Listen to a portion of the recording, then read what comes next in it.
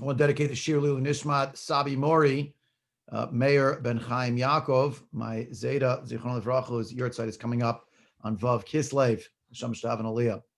And the subject matter that we're doing today is incredibly different.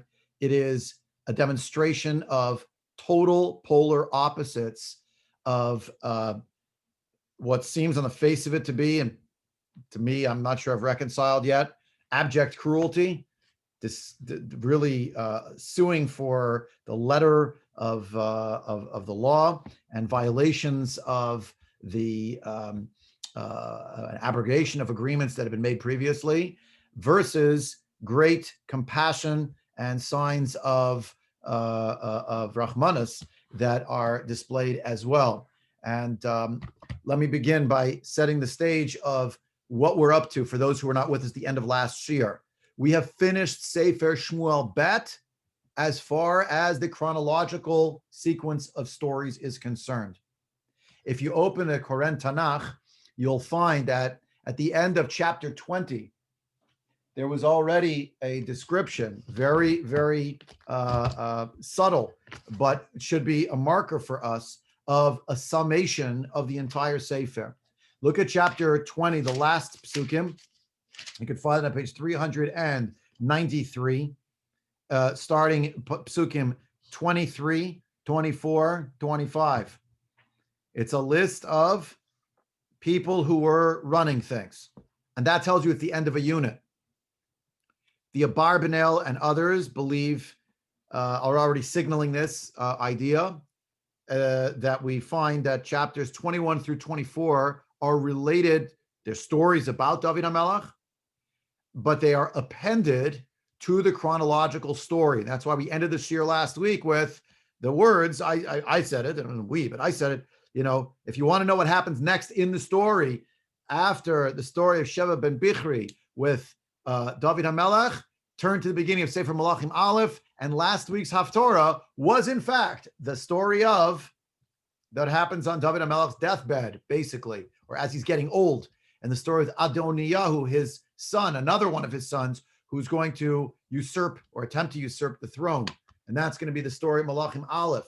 And then Bathsheba comes in, Natan Hanavi comes in, there's a whole back and forth, and the rightful heir, David's rightful heir, Shlomo, is identified, all right, in Malachim Aleph. And one of the features of that is Bathsheba saying to David, you promised, you made a shvua, and you're going to keep your word, right? And David is saying, of course I'm going to keep my word.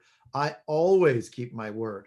And that's Malachim Aleph, Perek Aleph. And then comes the story of what happens to Adoniyahu, Yoav ben Tzeruya, and Benayahu ben Yoyada, and of course, ultimately, the installation of Shlomo HaMelech, the passing away of David HaMelech. We'll get there. We're not there yet. But to recognize that what we're reading here didn't happen right after the marriage of Sheva ben Bichri, according to some of the Rishonim. Others of the Rishonim do think somehow this happened here. Rashi certainly thinks it happened right here, right now. Again, it's not a matter of an Ikar Emunah to believe one way or the other per se. But if I'm more comfortable personally with the thought that this is appended to the Sefer for various reasons that I'll explain now as we move through the Perek. Further, the idea of summary psukim, we've seen this before. I don't want to belabor the point in terms of the description of what transpires in Perek at the end of Sefer Shoftim, but we do have there also a description in Sefer Shoftim at the end of a particular story, which there is good reason to believe, Pilegesh Begiv'ah, really happened at the beginning of the story, but it's appended as like this is the coda of the Sefer. This is the great fissure, the great wound that was not truly healed even through the book of Shoftim, that hopefully Sefer Shmuel will heal, having to do with Shevet Binyamin and the other Shvatim, right? So the same kind of style happens here as well. But I want to turn your attention to something in an earlier Perek in Sefer Shmuel Bet, because based on what I just said, we should have the question already at the end of Perek Chet. Turn back to page 374, and you'll see them on page 374. For those who don't have the Koren Tanakh Hebrew English, look in Shmuel Bet, Perek Chet, chapter 8 of Shmuel Bet, verses 15 to the end of the parak. I'll read it for want of time. And we do have to zip through today. It's going to be very challenging, I think, to fit this all into an hour. Let's see how we can go. David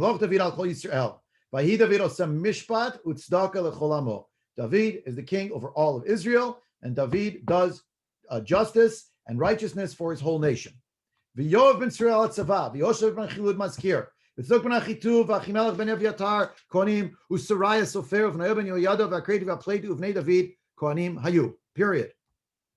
I just finished saying when it gives you that list, like the end of the book, it's the end of a unit. But that is also the end of a unit. Chapter 9 begins with David asking, is there anybody left? Look at these psukim. Vayomer David, hachi yesh od asher notar leveit Shaul, ve'seimo chesed ba'avur Yehonatan. Is anybody left from the house of Shaul? I will do kindness with them for the sake of Yehonatan. And then it's going to discuss that there's someone named Tziva. And we're going to have a story with Tziva and Mephibosheth. I don't want to belabor the whole point, but Mephibosheth, the son of Yehonatan, is given a seat at the table of David HaMelech in perpetuity. And Tziva, the whole intrigue with Tziva, his chief of staff, Mephibosheth's chief of staff, and the intrigue that transpires there. Chapter 9 was about Chesed. Chapter 10 was about Chesed, gone awry, where David tries to send a delegation to Ammon. It goes badly. They treat the delegation in a wretched manner, a degrading manner. That leads to a war. The war has as its signature story that emerges from the war a catastrophe involving David HaMelech, a moral catastrophe. Chapter 11, and I made the sardonic remark again and again and again. This is, you can always remember it. It's when David HaMelech filed chapter 11. Yeah? Because it's in chapter 11. Again, the numbers don't mean anything. It just helps you remember if you ever want to look it up. Chapter 11, chapter 12, chapter 13, chapter 14, all the chapters pretty much through to the merit of Shalom, through the story of Sheva and Birchi. All of that was a cascading impact of what happened as a result of David HaMelech's episode with Bathsheba during the time of the great war of the Jewish people against Ammon. By the way, it was not just Ammon. It was Ammon and all of these surrounding nations. And recall that it was probably an existential war for the Jewish people in terms of their control of Eretz Yisrael. And you know that because the way that the Seruya brothers are talking to each other. They're giving each other this charge, and the Navi wants you to know what it is that the charge consisted of. Be strong and be strengthened for the sake of our nation and for the cities of our God. All right? And that's what they do. And they fight that war, they prosecute the war, they win the war. So that's the story. Chapter 9 is about Chesed for the house of Shaul. Chapter 10 is about sending this delegation when the king of Ammon dies, and they are treated badly. Their beards are half cut off, their clothing is destroyed, they're kicked, they're beaten up, and they come back. That's a sign that it's what they call a casus belli, right? In Latin, they wanted a war. They wanted to pick a fight, and not just them, but they wanted to gather all the other nations around, right, and do away with Rahman al-Itzlan, David HaMelech and his kingdom. What happens? The story of David, and we're focused on the story of David and Bathsheba and Uriah and what's happening with the kids, this one. And the end of that unit, where the last of the rebellions is Sheva ben Bichri. Remember, Sheva ben Bichri is a rebel on the heels of the rebellion of Avshalom, which is on the heels of the murder of Amnon, which is on the heels of the rape of Tamar, which is on the heel, right? Everything cascading one piece to the next. The end of chapter 8 is the end of a unit involving David as warrior, as king, as one who is conquering the area from the Plishtim. In that section was also the story of his conquest of Yerushalayim from the Yevusim. All of that finishes in chapter 8. Then we have this other unit, and you'll say, yeah, but there's a war in it. Yeah, but Eino Doma, the war with Ammon, which was not a war of rooting out parts of Eretz Canaan from foreign peoples, Plishtim particularly, and others. It was a war that was, you could say, a war of survival. And it had to do with what's going on Be'ever Hanahar, on the other side of the Jordan. And as it turns out, it also involved the whole story of David HaMelech at the epicenter of it, the moral, I call it like the moral catastrophe of what happened in the blast waves of what happens for years and years and years later. And when that unit ends, now the Navi goes back in chapter 21 and says, okay, there's unfinished business there from the end of chapter 8. That unit that ended chapter 8, now comes appendices. Appendix number 1 is, there was this whole section of David in terms of chesed. And by the way, then we had the perversion of chesed. Chesed means reaching out, but it could be to reach out to another to help them. But in the negative side, chesed, run amok, is ta'ava, is desire that is unchecked. So it's a reaching out. It's also overreaching. It's also boundary violations, right? So the idea that section, now we come back after we finish with that section. Now we're up to the section in chapter 21 of there's something going on for the Jewish people. That something happens to be, it actually really, chapter 21 starts in chapter 20, verse 26. Again, because the numbers are meaningless from a religious perspective. So chapter 20, I'm back on page 393. Vayihi ra'av b'yimei David shalosh shanim, shana acharei shana, v'yivakesh David et pnei Hashem. And it's the same pasuk, but there's a pause. Presumably in there go all the tefillot. David can understand why it's 3 years of drought. And into that, in the request, comes the response, Vayomer Hashem, El Shaul ve'el Beit Hadamim, al asher himit et hagivonim.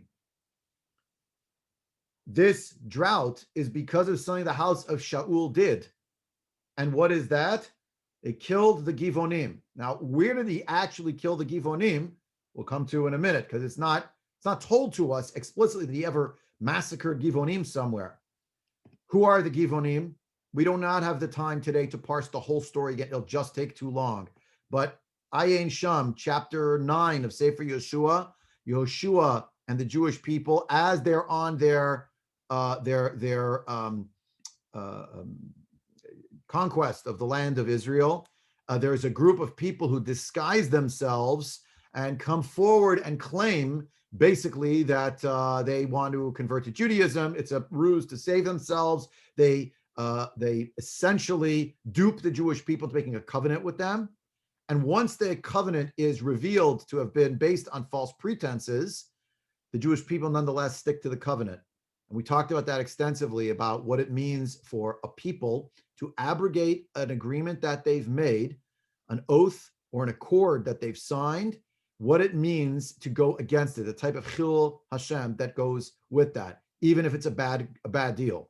It was a terrible deal. So Yoshua bin Nun basically said, therefore, we won't kill you, we can't throw you out, but we'll make you some kind of a cast of hewers of wood and drawers of water, borrowing from the psukim in the Torah itself, where Moshe Rabbeinu refers to the drawers of wood and the drawers of water and the hewers of wood, hewers of wood, drawers of water. I'm going to stop and quit while I'm behind.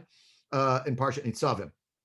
The idea here that there was something going on, some unfinished business, because the claim here is that Shaul, not told to us explicitly in the Tanakh, somehow killed off Givonim. When? Why? We don't know. Further, Vayikra HaMelech LaGivonim v'yomer alehem v'Givonim lo mibnei Yisrael hema ki im miyeter emori u'vnei Yisrael nishba'u lahem v'yvekesh Shaul lahakotam b'kanoto livnei Yisrael b'Yehuda. The king, this is David, calls them forward, asks them what's going on. What is this? In other words, we'll see soon, the Gemara describes that he, for 3 years, tried to figure out what the sin might be, couldn't find an answer, and now decided there must be some unfinished business. It's the Givonim, and he went to them. And he says, it was known, the narration tells us, Shaul wanted to kill them in his zealousness for the Jewish people and for Yehuda. So Shaul, for whatever reason, was breaking or abrogating the covenant, notwithstanding the agreements that had been made previously in the days of Yoshua bin Nun. He was going to try to kill them off. It's mysterious, hard to understand, but let's keep going to try to understand it a bit. And Shelley, I'm not ignoring your question, but that's the function of the shir. When did chapter 21 happen? So if it didn't happen over here, Answer is it happened after chapter 8. Question is, okay, so well, why are you putting it here? Why don't you put it after chapter 8? We'll come back to that. V'yomer David, El Givonim, Ma e'aseh lachem uvama achaper uvarchu et nachlat Hashem. He says to the Givonim, what should I do for you? And how can I cause atonement? And you will bless the heritage of the Jewish people. Somehow, some way, the Jewish people's fate is in the hands of these Givonim, who are sort of converts to the Jewish people. Again, halachically speaking, sometimes they're considered as if they're Jewish. Most of the time, they're not really Jewish. They converted somehow. Yeah, but it was under false pretenses, and they were thorn in the side of Jewish people, but they made disagreements, so they couldn't do anything with them. They were stuck. Ein lanu kesef v'zahav im Shaul v'im beitov ein lanu ish lahamit b'Yisrael v'yomratim omrim eseh lachem. He leaves it in their hands because they say, well, we don't want money, and we don't necessarily want any particular individual. They say we don't have a person within the Jewish people that we want to kill. And so he says, okay, well, what do you want? Now he asked them what do they want after they said what they don't want. Vaymer lamelech, haisher kilanu v'asher dimalanu nishmadnu meityatzei b'chol gvul Yisrael. Well, they let it be known, we want to do something against the person who tried to destroy us completely. The person who sought to abrogate our agreement, right? Didn't want us to be in the boundaries of the Jewish people at all, the land of Israel, the people of Israel. Yutan lanu shiva anashim mibanav v'hokanum la'Hashem b'giv'at Shaul b'chir Hashem. Vayomer HaMelech ani yatein. There's a pause there also in the Masoretic text, but he answers in the affirmative. The king says, yes, okay, I will give you 7 people from the children of Shaul, and you get to kill them and hang them up in the area of Givat Shaul, who was the chosen one of Hashem, and the king agrees. Vayachmol HaMelech al Mephibosheth ben Yehonatan ben Shaul al Shvuat Hashem asher beinotam ben David ben Yehonatan ben Shaul. But the king had mercy upon Mephibosheth, who was the son of Yehonatan, who is the son of Shaul. Well, we knew that chronology. We knew the genealogy. Why'd have to remind us the genealogy? Somehow it's having some rachmanis on one member of the house of Shaul because it's through Yehonatan. And because of the oath that was taken between David and Yehonatan ben Shaul. Vayikach HaMelech et shnei b'nei Ritzpah v'ataya asher yalda l'Shaul et Armoni v'et Mephibosheth. Seems like it's another person named Mephibosheth, not the Mephibosheth of Yehonatan, because it's Ritzpah bat Aya. V'chameshet b'nei Michal bat Shaul sheyalda l'Adriel ben Barzeh b'cholati. You should be asking, well, I thought Michal had no children. It says here she did have children. How did she have children or not have children? Strange. Vayitneim b'yad hagivonim vayokium bahar lifnei Hashem vayiplu shvatam yachad vehema humtu bimei ketzir barishonim bitchilat ketzir seorim. So there they were. The Givonim killed them up on a mountain before God. The 7 of them died at the same time. They were put to death in Yimei Ketzir Barishonim, means somehow at the beginning of the spring, Pesach time, Sfira HaOmer time. And the time of Ketzir Seorim, that's really Pesach. That's why we have Sfira HaOmer is the Korban HaOmer from Seorim. This is very, very strange. Then we have this other vignette that's told to us, V'tikach ritzpa v'ataya et hasak v'tateu la el hatzur. Mitchilat katsir ad nitach mayim alehem min hashmayim. When does the rainy season come? Sukkot time. Mar Cheshvan time. We just ended Mar Cheshvan time. So she's sitting outside, and she's spread out some kind of a sackcloth, and she's sitting there. V'lo natna of hashamayim lanuach alehem yomam v'tchayer aseh laila. She didn't want to permit the vultures to eat the bodies. All these months, she's sitting out there in the scorching sun every day. This place, Givat Shaul, is a little north of Yerushalayim. It's astounding. But you've got Levited Asher Asta Ritzpah Bat Aya, Pileges Shaul. He finds out. He didn't know. Apparently he didn't know. He finds out. Vayelech David, months later, mind you. Vayelech David v'yikach atzmot Shaul v'atzmot Yehonatan beno me'et ba'alei Yavesh Gilad asher ganvu otam mirachov Beit Shan asher tlaum Shama Plishtim b'yom hakot Plishtim Etrol Bal Gilboa. So David goes and takes the bones of Shaul and the bones of Yehonatan, which had been held captive by the people who live in Yavesh Gilad. Yavesh Gilad is on the east bank of the Jordan River, but latitudinally, it's lined up in the same place as Beit She'an, or almost the same place as Beit She'an. I'll say exactly, but it's practically the place of Beit She'an. And lo and behold, David goes and takes those bones. And also, who else's bones get taken? Now we find out, right? That's also the bones of these other people. And they also got all of the bones of the people who were strung up. I mean, they were killed, and then it seems that after they were killed, they were, I don't know what the word is. I guess they were left out to dry. It's very, very grotesque and harsh, and it's hard to even compute what transpired over here. How did all this happen? What's the deal? Like it's very shocking. I don't know what other word to say. It's even as I'm reading it with you, it's also zimazazea to understand what this possibly could have to do with anything about the sense of, I don't know what the word is, the sense of justice, of mercy, of everything we're supposed to know about David and about the world and about, they're putting to death the kids because the father did something. What does that have to do with anything? It's like totally against Judaism. So what is this all about? How did we get to this point? What's the core message? That's what we're going to spend most of the time today figuring out. But there's more. Vayikberu et atzmot Shaul v'Yonatan beno be'eretz Binyamin b'Tseila b'kever Kish aviv v'yasu kol asher tziva hamelech v'yi'ater Elohim la'aretz achareichem.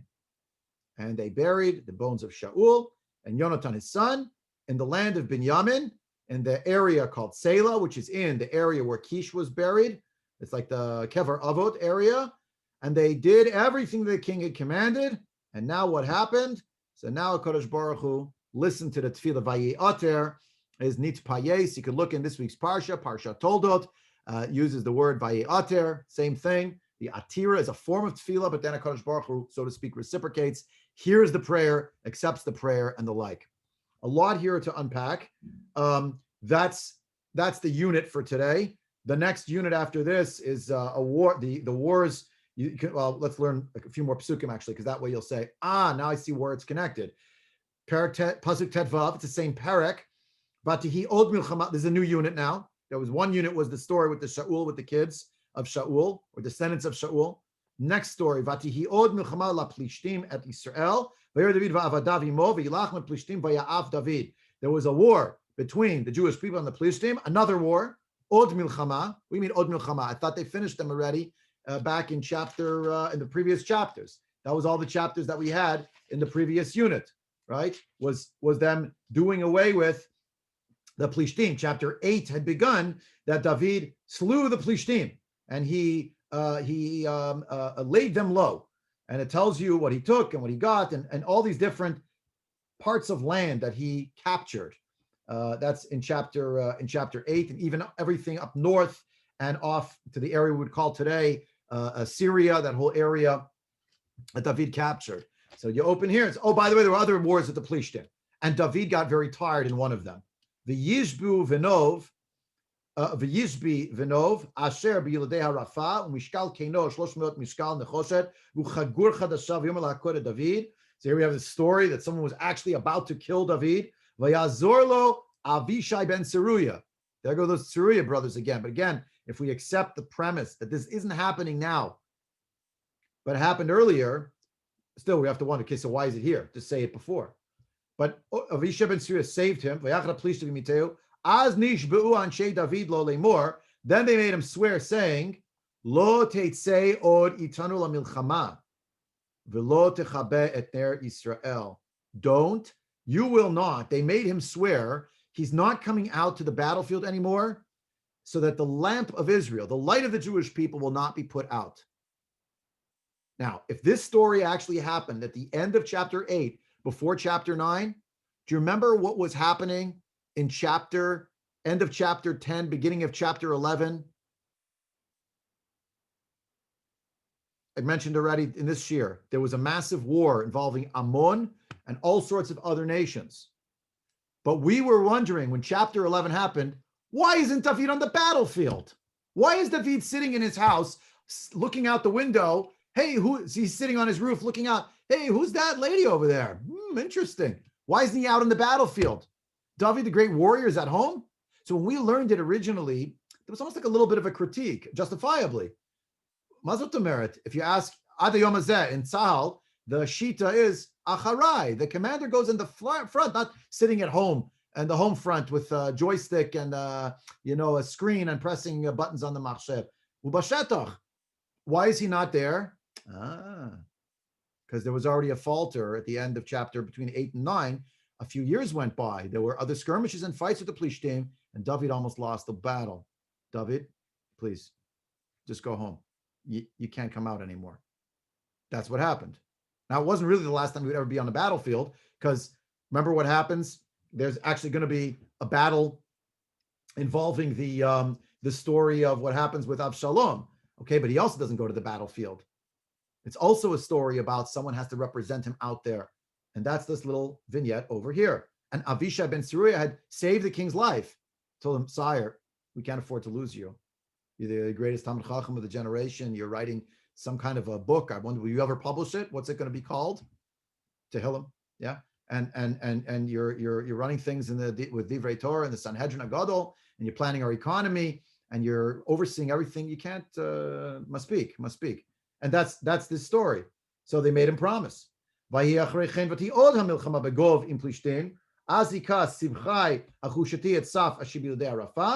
there's another one, Begov, im Plishtim. And then we have a story here about someone who's killing Goliath Hagiti. Some of the commentaries say, well, I thought David killed Goliath, and he killed him way, way, way earlier. At the beginning, when he was like a boy. I mean, he was like 17 or something. He was a kid. It was 20. He was a young man. So why are you putting it in here? So either it's a laundry list of things that happened before, in which case, who's this guy, Elchanan ben Yairi? Or there's more than one person called Goliath. You ever heard of someone naming for someone who died? So there was a guy named Goliath. They named another guy after him, Goliath. So Goliath got killed there. I don't know. But the Yod Milchama begat by Ish Madon, Etzbot Yadav Etzbot Raglav Sheish Vashesh, a gigantic person here again, oversized, some kind of a mutation, 6 fingers on each hand, 6 toes. So he's got 24 in total. And he's also to the giant, the Rapha, the child of the Rapha. And here again, Vayecharef et Yisrael, Vayekel Yehonatan ben Shim'a, Achi David. So also from within the family, the death of this person comes. At Arbat Ela Yuldul Rapha begat, Vayiplu v'yad David v'yad Avadav, and they fell, all of these in the hands of David and his servants. What we will not see today, okay, that's the end of the shir. Done. Finished. We didn't learn a single Makor, but now we got, I hope, an overview. I didn't really mean that I'm finishing the shir here. Don't get too excited. The point is to see on the level of Pshat that chapter 22, you see what's coming? Come next week. We're talking on Thanksgiving about the song of Thanksgiving of David. We're going to invite other people to join us if they want to come in the shir. It's David's Thanksgiving song, chapter 22, Shirat David. It's his battle hymn. It's the story of a retrospective on a life lived under the guidance of a Kadosh Baruch Hu and feeling the guiding hand of God when he goes out to battle, when he's in danger, et cetera, et cetera. We'll get something out of it. We'll look at this shira next week. But for this week, now back to this week. You understand why that shira, you know why that shira is there, because it's the end of the stories of all of his battles. The summation after that. So comes the shira. It's a beautiful coda. Now, it's not the end of the book. It'll be chapter 23, 24, which we'll have to get to in good time. But chapter 21 is appended. And again, I'm leaving that question. I haven't really answered. Okay, well, just say it to me over there. Why skip it? Give me a whole unit in the Mephibosheth ben Shaul, and then go at the end to the story involving David with the house of Shaul, with the Givonim. Then the story of how David picked up the bones of Shaul and Yehonatan, did a chesed shel emet for them, laid them to rest with those 7. And then appending stories of other wars involving the Plishtim and David. So I can answer the second half of the parak very easily. Now we've completed all the battles. The battles we had less to say about that came later that were sort of inserted in the middle here and there. It's put over here by the Navi, and then comes the Shira of David because the song comes afterward. After the song, by the way, there's going to be a list of all the Giborei David. So you're going to have a list of all of the people who were his main soldiers. You'll have that in the middle of chapter 23. Okay, and 24 is going to be a standalone story, which again also happened earlier, but is appended as the coda. It's the end of the Sefer, and by the end of chapter 24, we'll all understand that parak, what it's doing at the end. So chapter 21, again, now let me say it as one sentence, and then we'll go into some, I'll pause for questions and comments, and then let's go into some parshanut to try to understand how Chazal were trying to make sense of this, because there's so many questions about the story. I'm going to show you the slew of questions from the Malbim. It'll probably cover most of our questions, but I won't reveal that yet. I'll ask you to ask the questions first, then we'll see what we missed. The book can be divided into various units. All these Sfarim can. But when you're reading a linear Sefer where the main issue in the Sefer is how does the chronology flow, then that's the main thing you're trying to communicate. But if the Sefer is not a historical work primarily, but a work that's trying to amplify various themes, lessons, Musar Haskel, how you draw it into your own life and apply it, then the ordering is not always going to flow in total chronological order. To borrow the term that Chazal themselves use, ein mukdam umeuchar b'Torah. There's no earlier and later in the Torah. It doesn't mean it's a haphazard cholent. It means there are thematic considerations that will overtake, supersede, and outweigh considerations of keeping everything in chronological order. So if chapter 8, and I don't want to go back to the very beginning of the Sefer because then we've got to go Shmuel Bet, Aleph, Bet, all the prakim. But if chapter 8, you could say until chapter 8, there are other subunits before, but chapter 8 ends with the war against the Plishtim and David's wars of conquest of expansion, which shows his strength and his greatness on the military battlefield, the fact that HaKadosh Baruch Hu was with him, as the Navi said, Shem will be with you, be Matzliach. Right? He was Matzliach. That's the end of chapter 8. And therefore, it's sort of like the end of the set is, by the way, you know what the main thing you want to know about David? It's not just a military conquest, but that's that pasuk toward the end of Parak Chet. David did mishpat u'tzedakah for the Jewish people. Now let me give you an example of chesed, of tzedakah and mishpat that he did. Mishpat and tzedakah is the order. Number one, he said what he did for Mephibosheth ben Yehonatan. You know why? Because he made a commitment to him. And when you make a commitment, you keep your commitments. That's David on the chesed side. Then he wanted to send a delegation to the king of Ammon, and things were riding high for him. And he wanted to be Makir Tov there by sending a delegation for various reasons I don't want to go into now. But he had an affinity for the king of Ammon. When he sent the delegation, they were very, very brutally treated. And it was a sign that they really were about to go to war. And they did, in fact.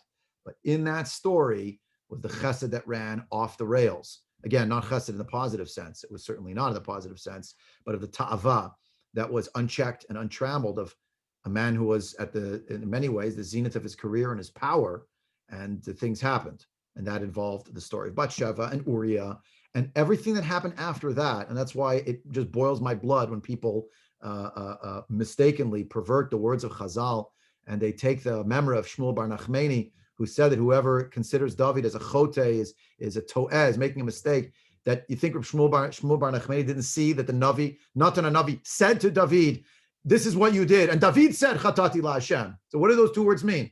I didn't sin. He said I sinned. Yeah, Chazal got him off some technical thing, but look at the disaster that came from this. Chapter 11, 12, 13, 14, 15, 16, 17, 18, 19, and 20. All of that flowed from that experience. Now, the end. When David was coming home from the rebellion of Avshalom, when he was leaving to the rebellion of Avshalom, do you remember that Shimi ben Gera, a man from Binyamin, comes running out, fire and brimstone, you earned this, you deserve this, you did it, despicable, right? He's going after David, and all of the people who work for David say, sire, that's it, we're doing this guy in. David says, no, I'm sorry. Maybe I deserve this, that. Then he comes back from the rebellion, and then the Sheva ben Bichri thing happens, which we saw together. We learned the Psukim, the Yehuda Yisrael issue. It's coming up again. The fractiousness of the, right? It's what I called the series. I'm calling this whole Brothers at the Brink again. That's what I called those chapters. They're about to go at it again. So Sheva ben Bichri says, I'm going up north. I'm making a new kingdom. Let's get going. Yoav ben Saruya with the whole story with Amasa. He goes, right? He kills Amasa. He goes up. And what happens? They're off with Sheva ben Bichri's head, and good. But do you understand how many of those stories wrapped in from the beginning, where he did the chesed with the house of Mephibosheth, of the house of Shaul, whose grandson is Mephibosheth, because he had an oath, he kept his commitment. And then we see that story, and then there's a story I forgot to mention. Mephibosheth shows up as David is going back into the kingdom and says, I'm sorry I didn't come. And David says, why I don't understand. He says, well, I'm lame and I tried, and Siva did some kind of sucker punch on me. He it was a ruse, and when I wasn't looking, he made up a story about me that I'm against you. No, sire, no, chas v'shalom, right? And David says, you know what, right? And there's that weirdness over there, and that's again the house of Shaul. And then we have Shimon ben Gera, Mephibosheth, and Sheva ben Bichri, house of Shaul, house of Shaul, house of Shaul. That's another theme that's going on from chapter 9 through to the end of chapter 20. Now comes chapter 21, and we find out now, in retrospect, that there was something that David was involved in.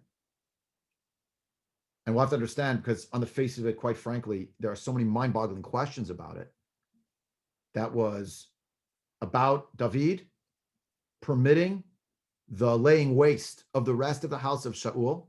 Remember, this is the same David who, when Avner ben Ner, the chief of staff of Ishbosheth, was killed, murdered, assassinated, I think is the right word, by Yoav ben Saruya, David walked in the funeral procession. And when two guys cut off the head of Ishbosheth and brought the head to David and said, look, we're your champions, he had them killed. The same David permitted somehow some weirdness involving the house of Shaul, 7 of them, to be delivered to these Givonim, to be killed and to be strung up and to be left for Pesach through Sukkot. And then they tell him, the bodies are still out there. They're decomposing by now, by orders of magnitude. This happened in the spring. It went to the whole scorching summer right north of Yerushalayim. It's the rainy season already. Let's go. And then David says, and he goes and he gets the bones of Shaul and of Yehonatan, and he takes these bones or whatever was left from the flesh, a disgusting situation there with the 7, and he buries everybody. But if you look at it as a unit involving the story of David, or the layer of David and the house of Shaul, we know why this story is going to be here. Because we just heard David runs his world with Mishpat and Tzedakah, chapter 8 at the end. Then we have the summation psukim about who's who. And look at chapter 9, verse 1. Go back to chapter 9, verse 1. So if this theory is correct, page 375 in the Koren Tanakh, Shmuel Bet, Parak Tet, Pasuk Aleph, Vayomer David. Apropos what did David say? Hachi yesh od asher notar levet Shaul ve'esei mo chesed bavur Yehonatan. Is anybody left from the house of Shaul? Let me do chesed with him for the sake of Yehonatan. Now, we attach this to Parak Chet, one page earlier, chapter 8, verse 15, and so on. He does Mishpat and Tzedakah, right? And here's an example. But if in this little space is really this story, so now this is bound up with the same story where Mephibosheth gets saved and put at the table of David, but by the way, 7 other members of the family were not killed by David, but for some bizarre reason were delivered to the Givonim in the wake of a 3-year drought. Now, first of all, 3-year drought. I thought it said specifically the Navi told David, you are going to have success. Hashem's going to help you. He had success in the military field. So now there's a drought. So David's got to be asking himself, why is this happening?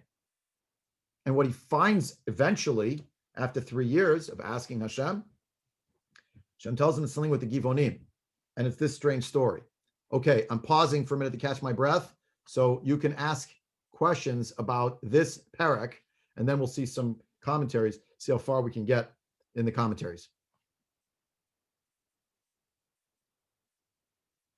Total silence. Rabbi. Please. Rabbi? Helen, you got there. You press the buzzer first. Helen and then Shelley. Okay. Okay, this is three wild and crazy ones. Go. Michal, you mentioned. Now, you mentioned something about the children of Michal. Yeah. Now, wasn't David married to Michal? Yeah. That's number one. Yeah. Number two, the last Torah, David has a hit list of several hoary heads that he took a pass on and letting them throw and spit and curse him. But then he's got them on a hit list. Then number three, Rabbi Tott said, if the Sanhedrin has a unanimous decision, you have to throw it out. So those are my three wild and crazy points. Excellent. All three excellent. And I'm not sure I have good answers for all of them or even any of them, but you're asking the right questions. First about Michal. Yeah, we have to figure it out. I thought she's married. First of all, she was married to David. Secondly, the Navi specifically said that she didn't have children earlier. Did it mean no more children? If she had no more children, okay, great. But she was married to someone else other than David. Yeah. She was given away to another man at some point by Shaul, but Palti ben Laish. But specifically, it describes that they had no children and they did not even consummate the marriage because they were concerned about the fact that she was actually really married to David. So it's quite strange that she should be now the mother of 5 children for someone else. Isn't Palti usually a good guy, though? Anybody by the name of Palti is a good guy. Great tzaddik. Correct. This is not the same name, though. It's someone else's name. So we have to come back to it. You're asking the right question. You're asking the right question. Good. Okay. Shelley. Thank you. Shelley, go ahead. Okay. 2 questions. One is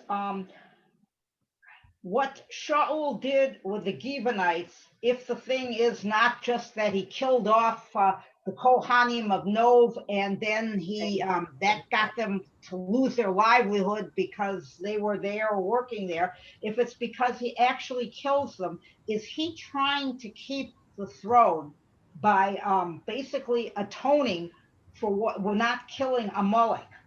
He didn't take all of Amalek done. We know that he never wants to give up the throne. Yeah. So does he think that if he kills the Givonites and gets rid of that pact that Joshua agreed to, even though it was wrong, that somehow he'll get to keep the throne, that it's a thing for Amalek?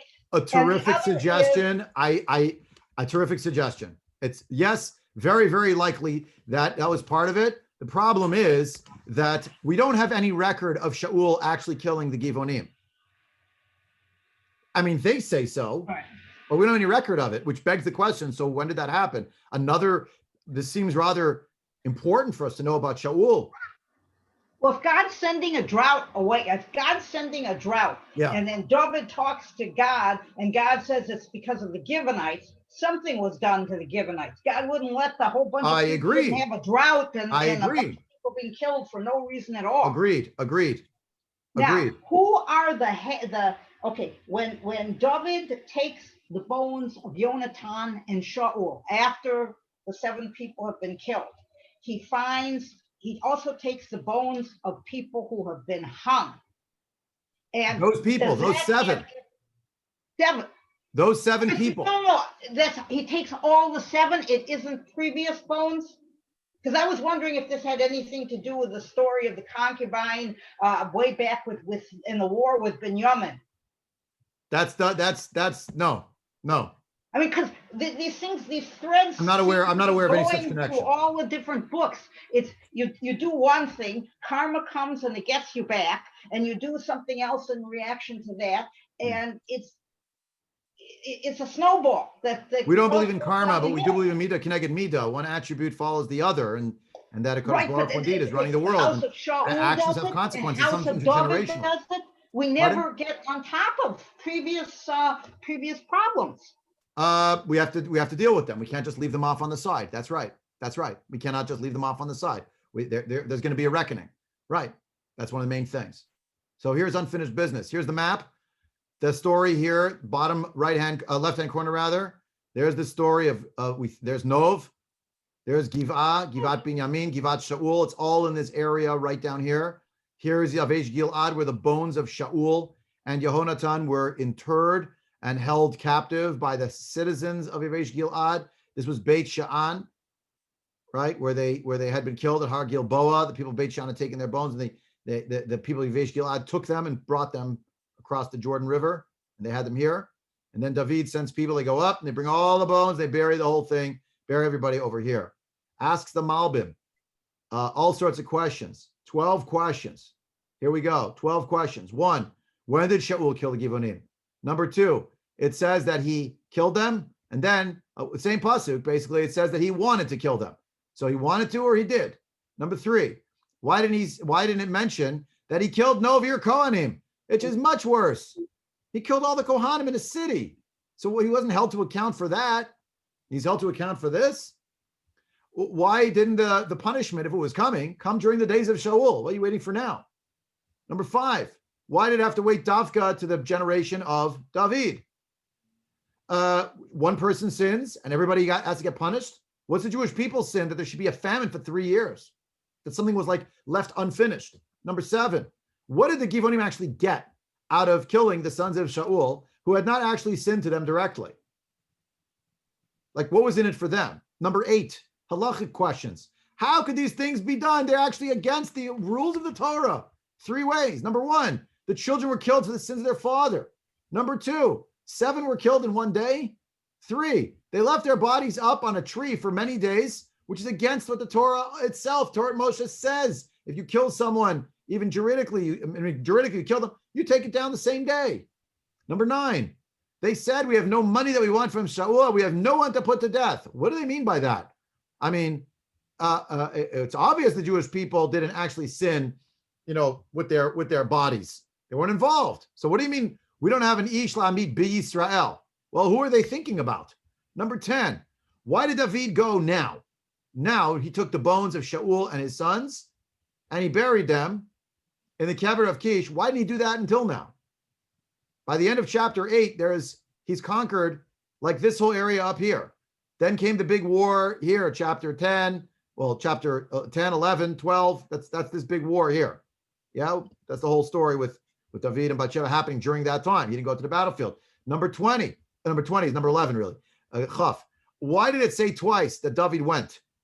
It says twice. He went and he took, and then it says that he brought up from there. And number 12, what does it mean that they did everything the king had commanded? At the end of the pasuk, they did everything the king commanded, and now Hashem was appeased, as it were, and allowed the rain to fall again. So these questions may be better than any answers we can provide. I find this to be an incredibly troubling perek. I mean, I think I did some work just now helping to show at least what I think is an indication of the placement of this perek in chronology and why it is where it is in the Sefer over here. It's about the relation between the house of Shaul and David, which is sort of the overlay of what's transpired in general throughout Sefer Shmuel Bet, and it's still a theme that's still simmering and sometimes boiling over. In the case of the Mered of Avshalom, where Shimon ben Gera comes forward, in the case of the Mephibosheth Siva story in there, and then, of course, the Mered of Shaul ben Bichri, which is also about the push between Yehuda and the other tribes, who's going to rule the roost. So all the Mefarshim are asking questions along these lines. Let's go to some answers of the way in which Chazal tried to approach it. And I don't have that much time to go through the next, I think it's a 6-page source packet over here. So we'll see how far we get, but we have to close it today because next week I got to do on Thanksgiving the Song of David. So as Rav Saadia Gaon and the Abarbanel point out that when Shaul killed the people in Nov, there were people from the Givonim who were killed as well. It doesn't answer the question about why then he wasn't punished for the people of Nov, although you could argue that was like another nail in the coffin of the kingship of Shaul, right? So the Abarbanel indeed says that he was punished for 3 things. Shaul, number 1, that he didn't listen to what Hashem said in Gilgal. That story where he didn't wait for Shmuel, that whole episode there with the war. If you don't remember it, never mind. Number 2, Agag, king of Amalek, that he left alive, that he was punished. Number 3, that he killed the Kohanei Nov. So what was the punishment? He and his children were going to die by the sword, and he was not buried or eulogized properly. But the fact that the Jewish people did not say anything to him, many Jewish people were killed as well. At that time, at the time of the war where he died. In other words, the war, that last war with the Plishtim, where Shaul dies, Yehonatan dies on Har Gilboa, is because the Jewish people didn't say anything about the death of the people of Nov. They were shocked, they were upset, they talked about the Shabbos table, but no one wanted to address it publicly, and it just kind of went bye-bye. And all these Kohanim, where the Mishkan was, no less, were killed. But with regard to the Givonim, during his lifetime, he was not held to account at all. Why? Because their death was not actually as severe. But what happened after? They went after his life, so then it had to go to his children. That the onesh would go to his children, and that it would be connected one to the other. Now we have to ask again, what about that halachic principle? The Malbim's own question. So the Jewish people were punished here as well because they made no protest about what happened with the Givonim, that they were also killed. But it wouldn't even really mention them in the Pshat. Right, it didn't mention them in the Pshat. They didn't even merit being mentioned. But that only exacerbates the fact that the Jewish people were supposed to say, hey, why did you kill the Givonim? We have a pact with them. It's 22 years later. The Reb Sadia Gaon and the Abarbanel both kind of saying, yeah, we don't really understand why it took 22 years. And the fact that the children were killed because of the sins of their father, that's B'dinei Shamayim. It seems like that could happen, but not B'dei Adam. So that is only supposed to happen if they continue with the actions of their forefathers that they have in their hands.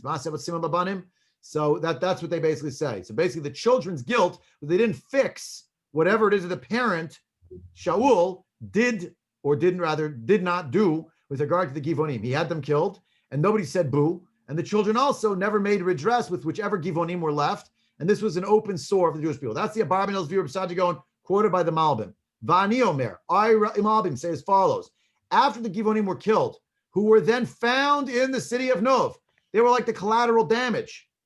Shalzot Amru, Al Sheri Mida Givonim. That's what it means, that he was the one who killed Givonim because he did. He sent Doeg Edomi to kill them.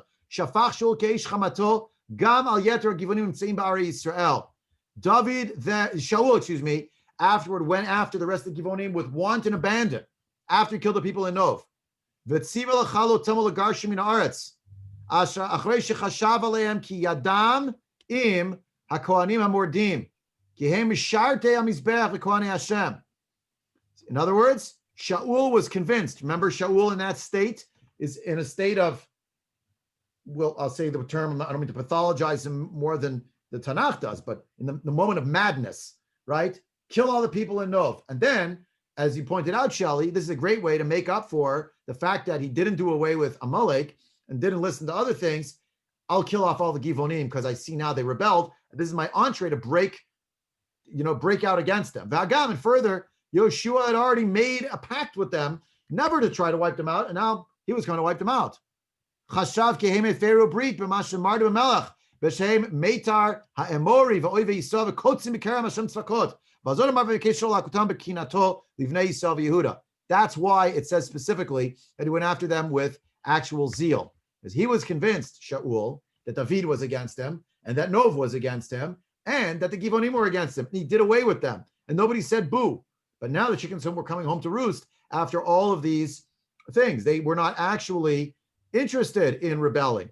They happened to be there at the time when it happened. Pardon? Rabbi, you're not, it's not quite true that nobody said boo to them, because remember when Shaul wants, it's the thing with Doeg, and Doeg says, I saw David there, and then Shaul tells everybody to go kick anybody who's in his in the throne room, that they should go out and kill the priests of Nov. And all except for Doeg says no way. So there were people who did. You're right. But the point was, then Doeg actually gets to do it, and Doeg doesn't go by himself, right?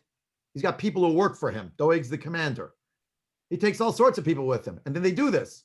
And by the way, says the Malbim, while they're there, that's why it's referencing it here. They also killed off all sorts of Givonim.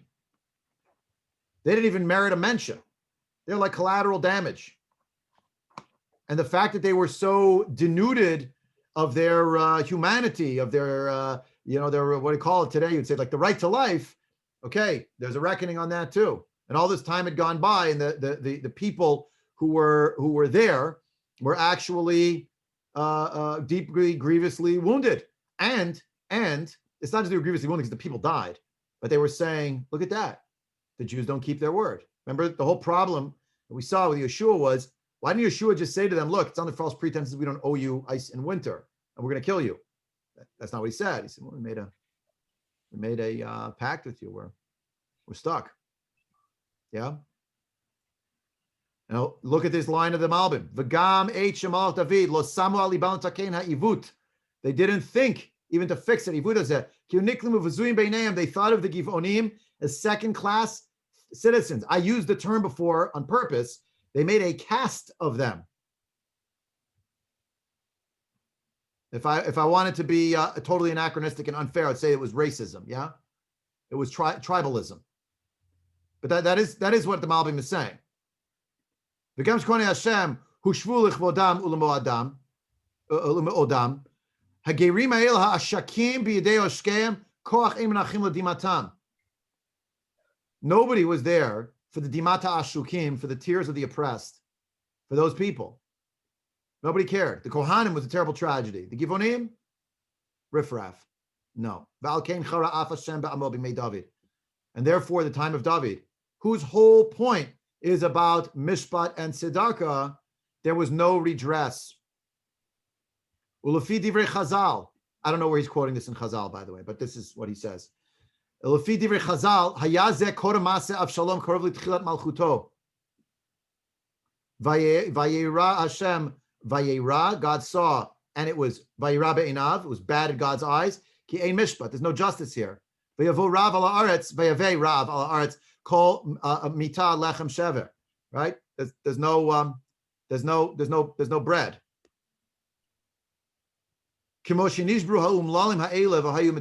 Just as these people were also, they were in a state of abject poverty, not necessarily just physically impoverished, economically impoverished, but emotionally they were crushed, and therefore it's 3 years.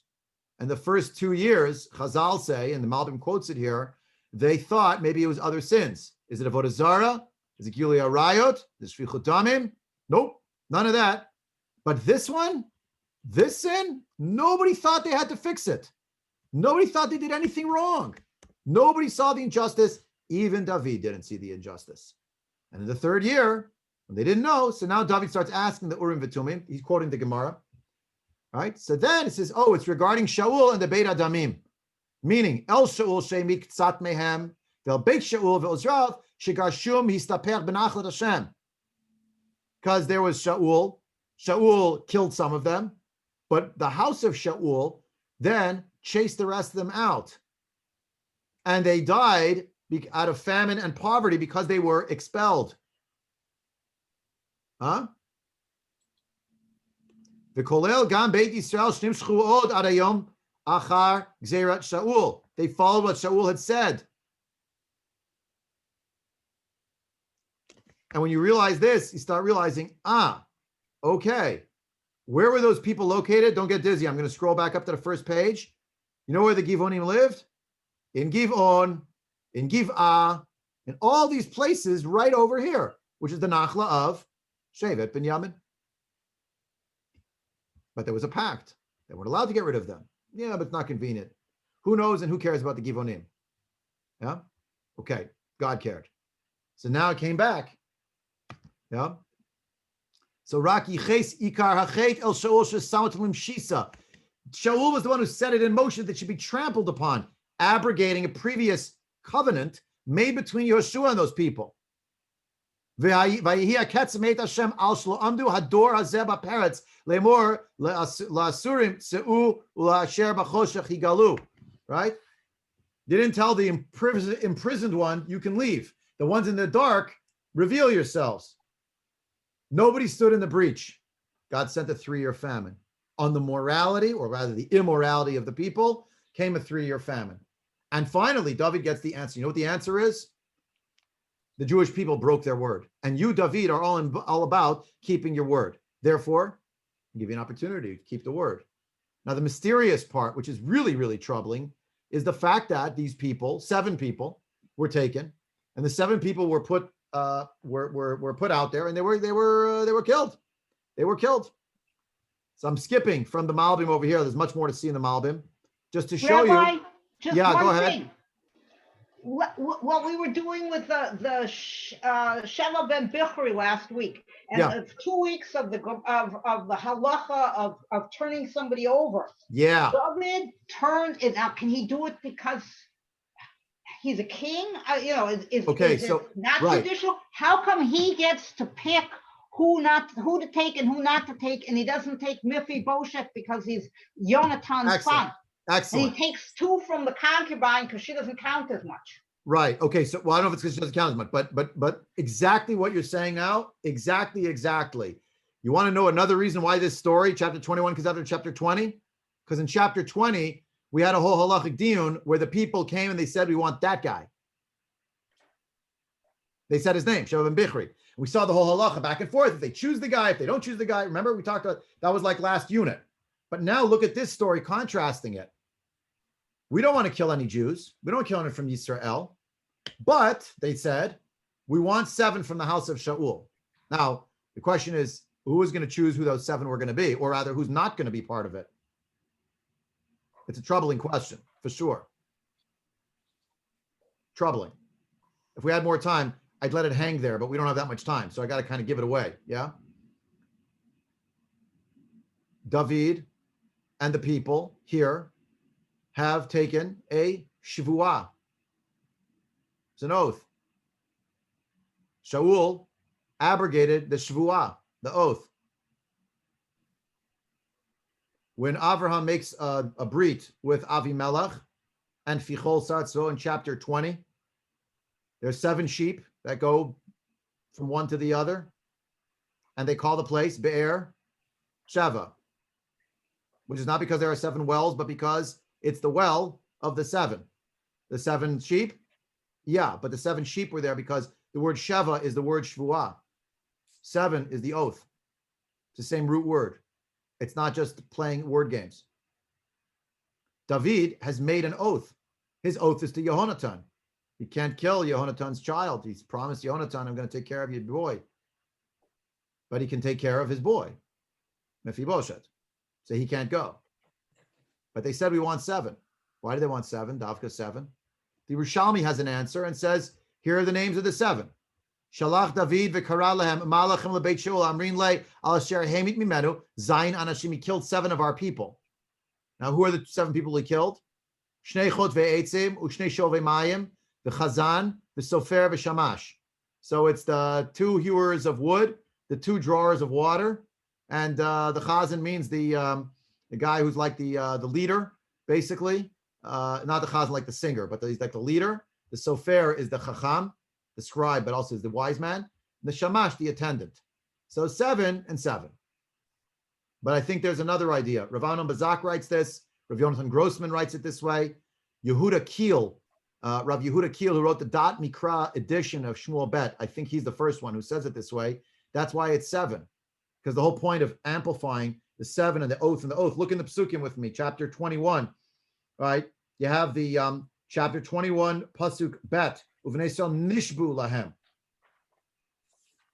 Right? So then when they speak back, they say, yeah, where's that shvuah now? So we want to have, verse 6, we want to have the shiv'ah. Look at verse 7. The king had Rachmanis vayachmol on Mephibosheth ben Yonatan ben Shaul al shvuat Hashem asher beinotam.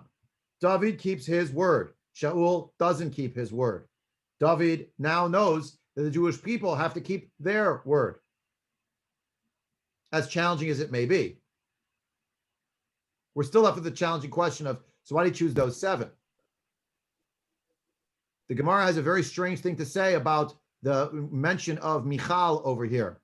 I'm skipping a lot, as you can see, pages and pages, but so it goes. Can't see everything every time. I have to catch the next Machzor. The Gemara here says, There's also, this is the Bavli. Toward the end of the Bavli, you can see here in the, no, it's not this one. It's Yerushalmi. I mean, it's Yerushalmi. It says about Michal bat Shaul. So how can Michal bat Shaul have 5 children? She didn't have any children until she died. It says so in chapter 6 when David was dancing. Mhm. But now it says that she did have. So which is it? Emor ma'ata b'nei meirav hayu v'gidlatan Michal v'nikru al shema. Says the Gemara, let's say that really they were the children of Meirav, her sister, but Michal raised them, so they were called after her name. Michal did an act of chesed even though she was not zocha to children. It's an interesting idea, yeah?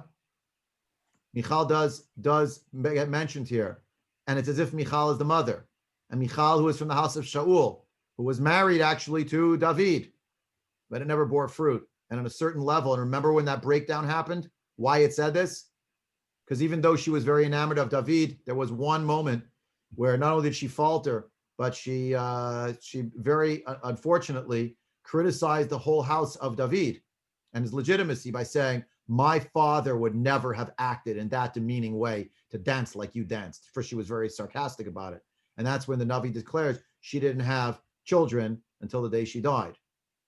By the by, it might mean she had children before and no more children, whatever it is. But here it actually says that, where are we? On this pasuk, verse 8, it actually mentions the 5 sons of Michal bat Shaul, born to someone else. And it's like the Navi almost wants to amplify. Michal took care of the children of Meirav, her sister, from the house of Shaul. How could that have happened? Only if Michal and David were basically no longer on the same page, and someone was still raising members of the house of Shaul. David here is caught between a rock and a hard place because there's commitments that he made, commitments that Shaul made, and Shaul not just a human being, but Shaul as a king and representing the whole Jewish people. The Rambam writes in Hilchot Malachim, Perek Malacha Yud, anybody who kills a person without proof or without a proper warning, even with one aid, or if someone killed someone else, but it was known to hate them, but he did it by accident, Yesh Lamelech Reshut Lahargo. The king can just have that person killed. Ulataken ha'olam. Kafi ma'asha hasha tzricha. Don't tell the federations of the world when they talk about Tikkun Olam that this is really what it means. But that's what it says, at least in the Rambam here. But now look what it also says about what the king is allowed to do. V'horeg rabim biyom echad, v'tola u'manichem tluyim yamim rabim. The king can kill many in one day, and he can hang them up for many days in order to increase the sense of fear and to destroy the hands of those who are wicked in the world. Usually here, the Kesef Mishnah, Rabbi Yosef Karo's commentary in the Rambam, tells us the source of the Rambam. Here he is mum.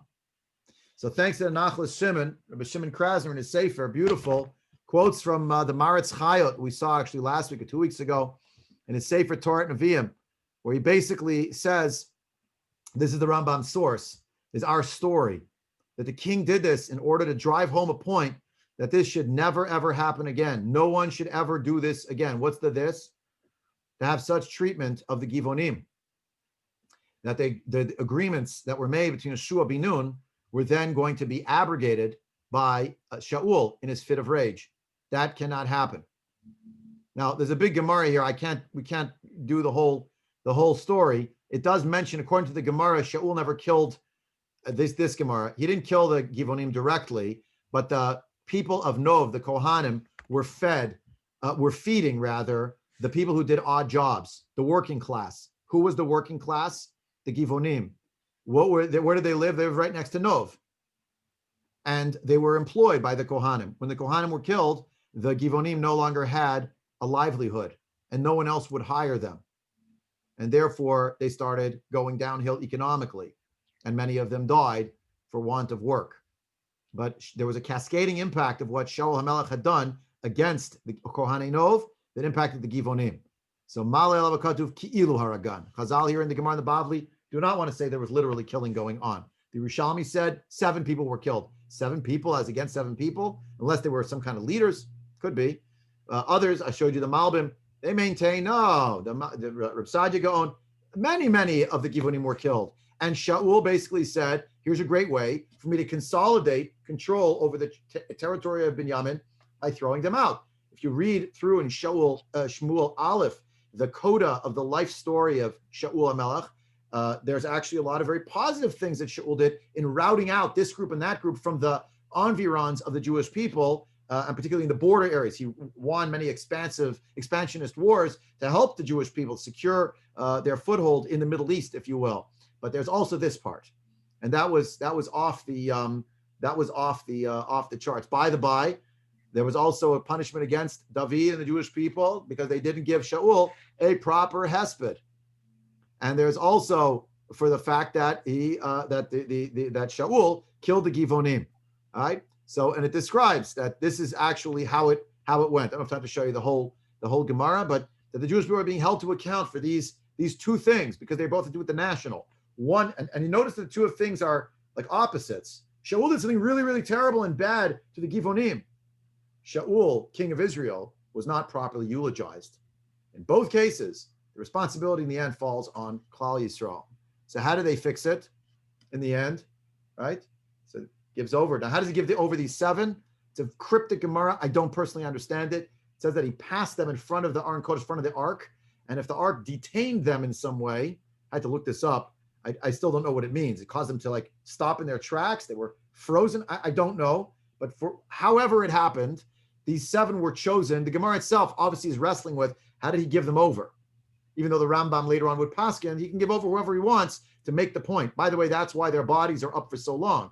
Although there are those who note that a bottom line of page 393, verse 11, chapter 21, verse 11, David finds out that what happened, that Ritzpah Bat Ayah is doing this unbelievable chesed for the bones. Maybe some say he didn't even know that the bones were out there for so long. Not clear. Not clear. But the Gemara here actually is wrestling with this question. This is the last line we need from the Gemara, and then we'll see one other source at 3 minutes left. Okay, I'm already 17 minutes over, I know. Okay. Doesn't it say that sons cannot be killed for what their fathers did? Fathers cannot be killed for their sons, etc.? It says it in the Torah. It's like a mitzvah in the Torah. Amar B'chia bar Ava, Amar Rabbi Yochanan. Mutav shete'aker ot achat min haTorah v'yitchal shem shemaim b'farhesia. This is an unbelievable statement. If the Gemara had not said it, we wouldn't hear it from my mouth. But says Rabbi Yochanan, better that one letter of the Torah should be uprooted rather than the name of Hashem should be desecrated in public. How is it being desecrated? Because the Givonim and the whole world knew Jews don't keep their word. And that had to be rectified. It's left that way. I mean, there's nothing else to say about it. You're just scratching your head. I am at the end still like, okay, but these 7 people that put to death, they were put to death. Not by Jews, but they were handed over by Jews. We saw the last parak not. Yeah, but they were mentioned, Beit Shaul. So who was left? Here was the 7 who were left. By the by, David also, obviously, there's nobody left from the whole house, which explains why in chapter 9, verse 1, he says, is anybody left? Well, he knows who's left. He's theatrical almost. Is anybody left? Oh, Mephibosheth's left. Mephibosheth, you will come to my table. And your being there, I would argue, also means, and everyone will remember the other 7 were killed by the Givonim because of how terribly they were treated. And here you have the same thing again. And Ritzpah was there for all these months. Doesn't it say in the Torah specifically, don't leave a dead body hanging on a tree after it's been executed? I'm Rabbi Yochanan again, Mishum Rabbi Yishmael ben Yehotzdak. Better one letter of the Torah should be uprooted, and you should have a Kiddush Hashem publicly, so that people will pass by and they will say, what happened to these? Why were they killed? And they'll be told the story, and they will remark, look at that. These were the princes. Look what happened to them. And what did they do? The princes, the Bnei Shaul, they set their hands against Gerim Gerurim, lowly and degraded proselytes, converts to Judaism, were treated shabbily. So Amru, they said, Ein lecha umash ru'ili dabek ba kizu. People, when they heard that, they wanted to join the Jewish people because they realized, look how the princes are treated. They're killed for not treating proselytes properly. So imagine the children of commoners, all the more so, right? And if that's true for Gerim Gerurim, so the Jewish people, all the more so, how they should be treated, i.e., with respect, with dignity, etc., right? They should therefore be treated in a proper way. This is a very challenging Gemara and a challenging set of psukim that we've learned today.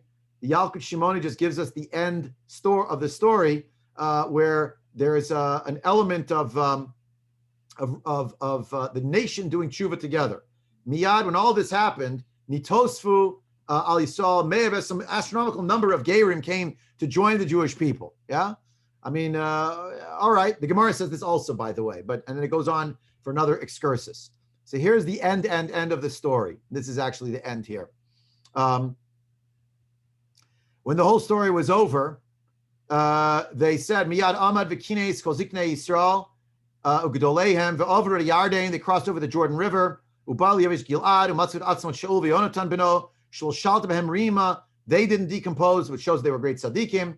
They were found there, their bodies. V'natlu otam b'toch Aron. They put them in a casket properly. Ve'over Yarden. Shenemar v'yikbrid atzmot Shaul v'Yonatan beno. V'yasu kol asher tziva hamelach. What did that mean? The commandment of the king. Ma tziva hamelach. What did he command? Tziva liot ma'avirin aron shel Shaul b'chol gvul shevet v'shevet. V'ya shevet shnichbas bo aronos shel Shaul hayotzim hem uvneim v'notehem.